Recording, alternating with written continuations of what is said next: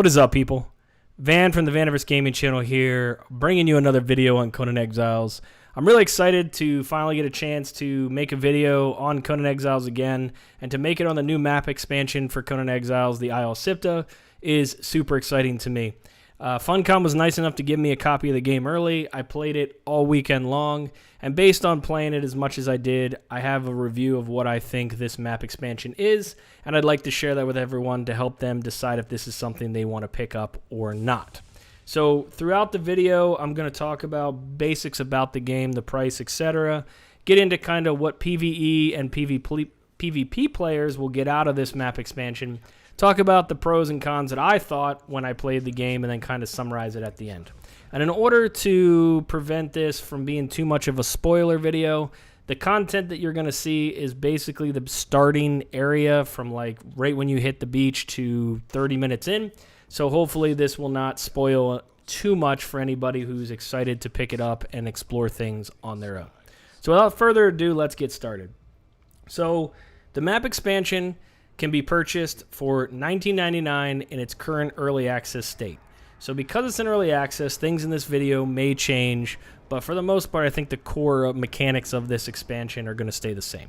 So if you pick it up now, it's going to be $19.99. If you wait until it fully releases on Steam, it's going to be $29.99. It's currently only available in early access on the PC. Console players have to wait 5 or 6 months before they're going to have a chance to access it, and I'm not sure if they're going to get an early access version, or they're just going to have to pay the $29.99 fee, which I think they're going to have to do. Now, currently, Conan Exiles is running a sale. This is as of September 15th, and so you can pick up the base game for $13.99, the expansion in early access for $19.99, so for $34, you can get the base game and the map expansion. So that, I think, runs until September 21st. And so if that's something you guys want to pick up, fine. But if you wait for Conan Exiles to go off sale, then to pick up the expansion and the base game is going to cost you $60. Now, that is one of the things about it that's a little upsetting to me, is that it is a separate map from the base game. So when you pick up Isle of Siptah, when you first enter the map, or I'm sorry, when you first log into the game, you have to choose if you're going to play on the Conan Exiles server or the Isle of Siptah server. So it's a standalone separate game, but you have to have purchased the Conan Exiles original game to even access it, because it's considered a DLC. Now I think that right there is going to upset a lot of people, that by purchasing this game, you're basically playing a completely separate version of the game, but you have to own the original game to pick it up because it's considered a DLC. So that's that information there. Now, I will tell you, if you think about what you get for buying this game, and you look at what you would normally get for a paid DLC, it's fairly comparable, right? So for $10, if you picked up any of the other paid cosmetic DLCs, you usually get one building set of different building pieces, usually get one new set of armor, and usually some kind of gimmick thing. And so for $19.99, if you just bought the map expansion and didn't even play on the map itself, you would get 2 new building features. So you'd get the floatsome version, which is like a bunch of boat parts, and then you also get the stone glass, I think is what it's called, which is like a tier 3 building. So you get 2 building sets instead of 1. You get 1 new set of armor, just like you would with any other DLC, and you get the ability to ride rhino mounts.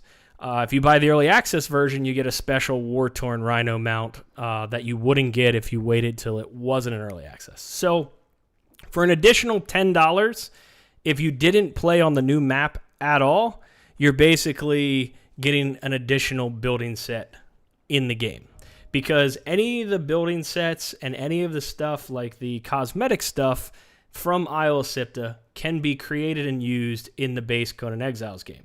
So you will be able to ride mounts, I believe is how it works. You'll be able to ride mounts in the base Conan Exiles game as well. So don't quote me on that. But I will tell you that definitely for sure they have confirmed that the building pieces and the armor will be available in the base Conan Exiles game. So there's that.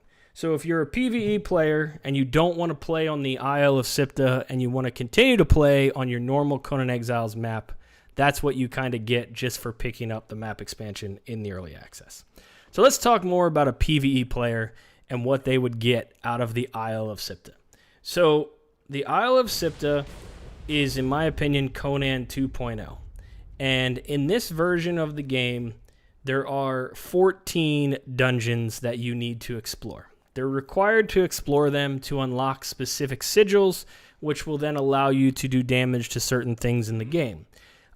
Technically, there are only 7 dungeons that are unique, that have a specific creature style, and then there's 2 of those types. So an example of this would be, a goblinoid dungeon. So they look kind of like imps, and there's 2 different dungeons that kind of have that whole imp type creature throughout the game. In addition to that, there's really not a lot of other PvE aspects to this version of the map, minus how you pick up Thralls. It's unique on getting Thralls in this game. They're not just spread out through the area. The area has no human NPC camps that you can actually go and get Thralls. You actually have to do specific things, and surges, like what you can see on the screen, can appear, and under those wild surges, Thralls or NPC humans will fall out of the sky, and then those are Thralls that you can actually knock out and take back to your base. So from a PvE aspect, you're gaining 14 dungeons that you can play through, and you're gaining a new way to be able to find Thralls and bring them to your base.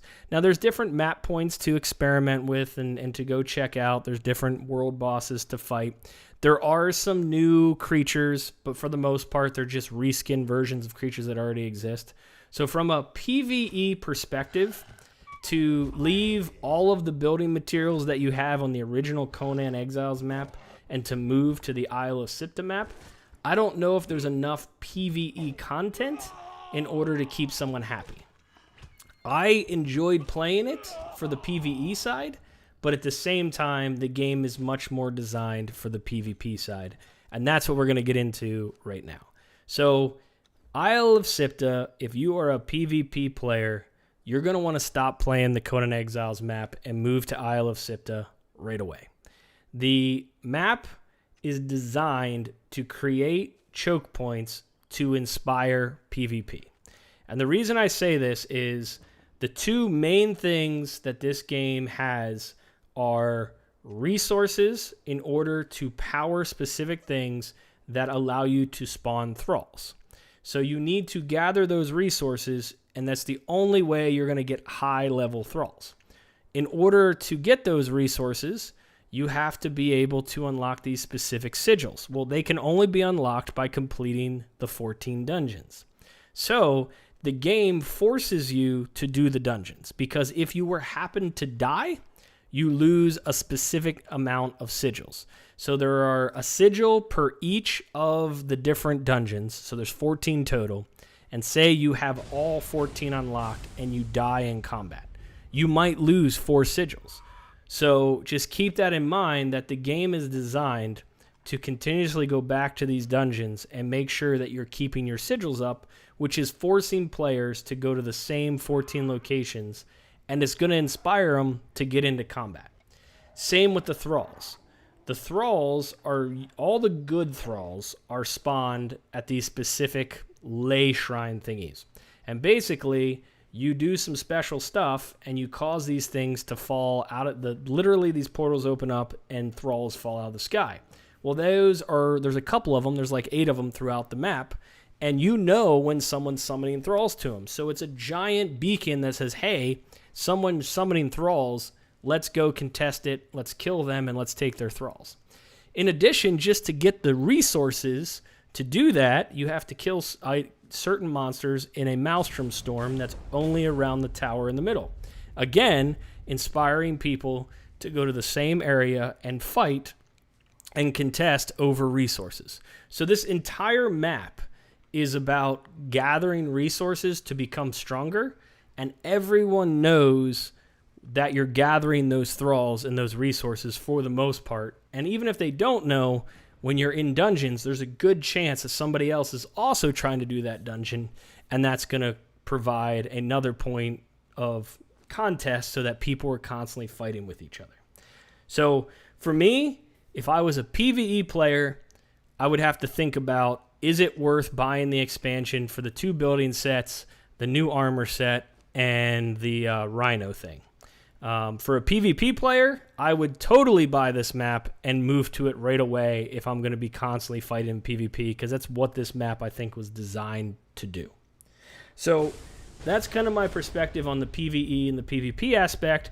Now I want to kind of tell you the pros and cons that I saw in the game when I played it. So I want to start with the pros first. So the pros is that there's a lot of cool new creatures. You know, the devs talked about the whole Robert E. Howard, and the Lovecraft. And so a lot of the new creatures, whether they're reskinned or have new mechanics, are pretty creepy looking, and they're pretty different than what you've seen on the other Conan Exiles maps. So it's really kind of cool when you're running through the dungeons and you're fighting in the Maelstrom. You see stuff that you've never seen before, and some of them are pretty creepy looking, so it's kind of scary. I did enjoy playing the dungeons. They're actually fairly difficult. Some of them have some pretty cool puzzles that you have to figure out. But for the most part, they're pretty cut and paste.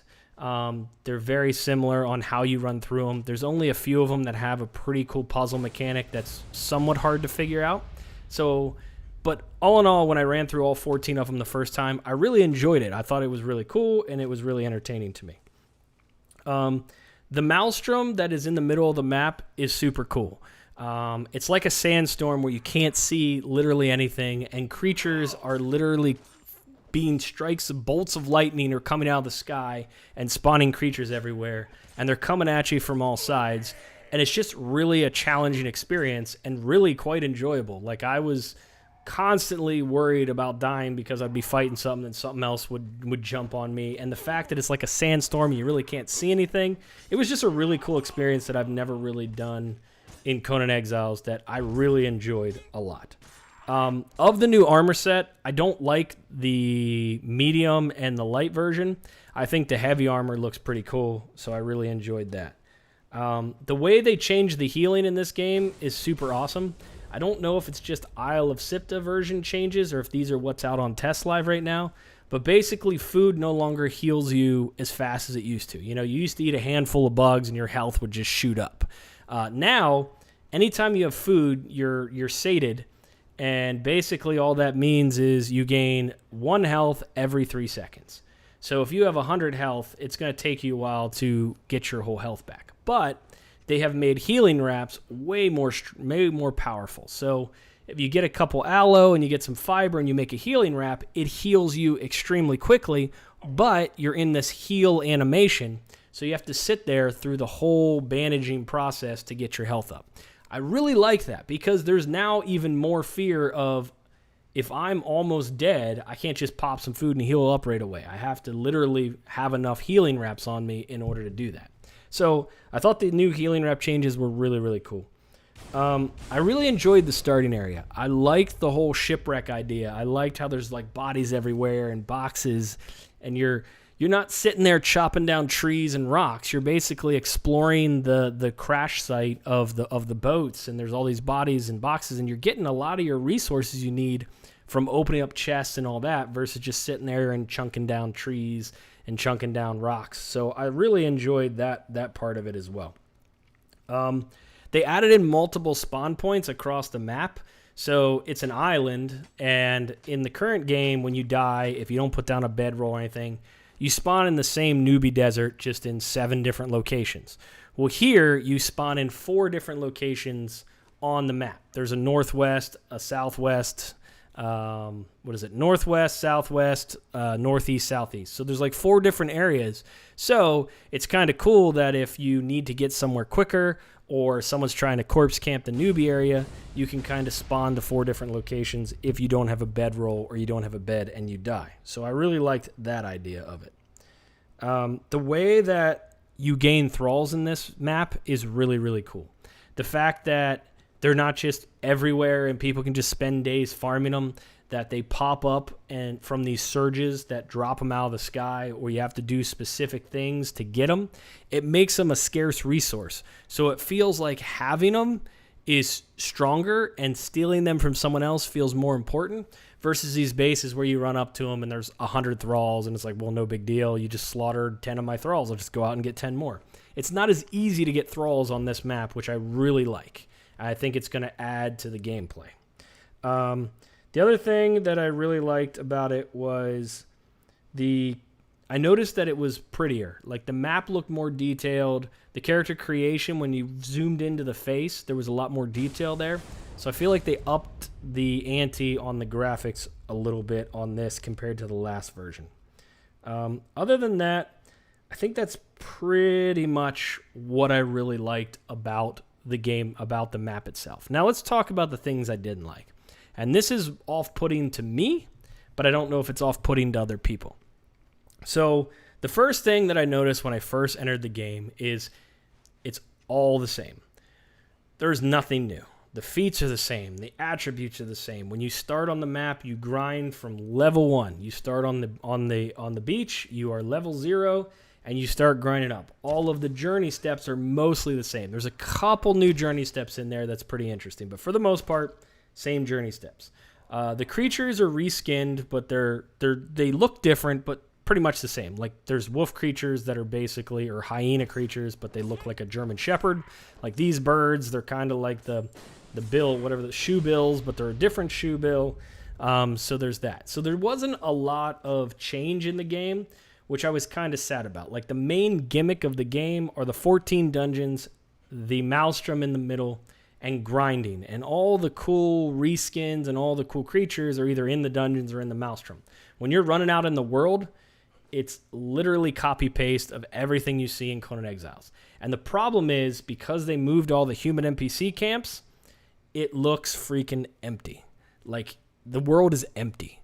And that really was disappointing me. You're running through large, vast, open spaces, and you see maybe 1 or 2 or 3 animals. And that was just really sad to me to see this just empty game. I was really hoping for something a little bit better. The other thing is the dungeons are extremely repetitive.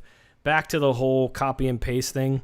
When you go into the dungeons, like they're the same. You enter, you go down a couple stairs, you go through a gate, and it's the same monster just repeated 15 times. So if the theme is spider guys, literally you just fight the same spider guys through the entire dungeon. There's a boss guy who's a little bit different and maybe an elite here and there, but for the most part, they just said, okay, this is a spider dungeon. Let's copy and paste 15, 20, 30 spiders and just fill it out. And you're just going to process through that over and over again. And they're like, hey, well, we want 2 spider dungeons because we can't make 14 different dungeons. So we're just going to take the spider dungeon, we're going to copy it, and we're going to paste it again and call it another spider dungeon. So I was just really disappointed by the copy and paste and the lack of actual unique stuff. The other thing is it's very grindy. I guess the regular Conan Exiles is very grindy as well. I just feel like there's more diversity on the regular map. The dungeons are more diverse. They seem to be bigger. There's a lot more things that you're going to do every day. Here, I mean, the main concept of this map is to grind dungeons, grind resources, grind mobs in the Maelstrom, summon thralls, rinse and repeat. So for like a PvE player, when you're not competing for anything, I don't think it's going to be that fun. But for like a PvE C player, when you're actually getting into PvP and on a regular PvP server, I think this is going to be an extremely fun map, and a lot of people are going to have a lot of fun playing. I didn't like the light and medium armor sets, and I didn't like the building sets. I think the floatsome, like the boat pieces, I really didn't enjoy it. Like, it's kind of, I didn't know. I didn't like it. And I think the stone glass set, which is a tier 3 building set, I didn't think it was that much better than what's already in the game now. So I was kind of disappointed by those. Yeah, so that's kind of the negative of the game, is the more of the same. So if I were to summarize the game in really quick succession and really give you guys the bullet points of it, is it's a standalone map. So if you buy this game, you're playing it on a standalone map. Anything that is cosmetic can be transferred over to the regular game, but other than that, nothing from your current Conan Exiles can transfer over. So for a PvE player who has put in countless hours building and creating this huge place on the original Conan Exiles, moving to the Isle of Siptah and starting from scratch might seem kind of silly. For PvP players, this game is perfect for you because this game is all about, this map is all about contested resources that are scarce, fighting over them, and getting into PvP. So I think you guys would like it a huge amount compared to a PvE player. When it comes to the map, there's camps all around, like little undead camps here and there. But for the most part, everything in the map itself is the same. They're either kind of reskinned or the exact same creatures that you see in Conan Exiles. You don't start getting into the non-reskinned or the more diverse kind of mechanic creatures unless you go into one of the 14 dungeons or you're fighting within the Maelstrom. So the fact that the game feels empty and just feels populated with creatures that already existed in Conan Exiles was a little bit disappointing to me. Other than that, I think that the building pieces people are going to like. I think being able to ride rhinos is a big deal for a lot of people. So at the end of the day, if you're paying $19.99 for this expansion and you don't even play the Isle of Siptah, you just do it to get the stuff in the regular base game, it might be worth it for you. For PvP players, I think you're going to enjoy this better than the base game.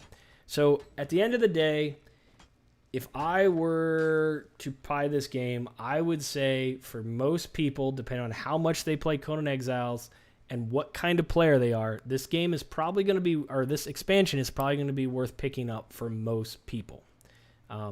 There are going to be the people that are just not going to do it because they don't want to pay for a map expansion, or they don't like the fact that they can't carry over their stuff from their other map.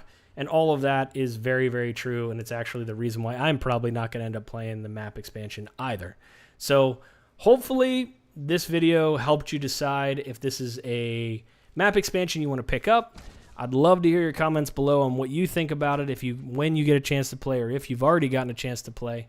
And yeah, hopefully this video is helpful. This is Van from the Vaniverse Gaming channel.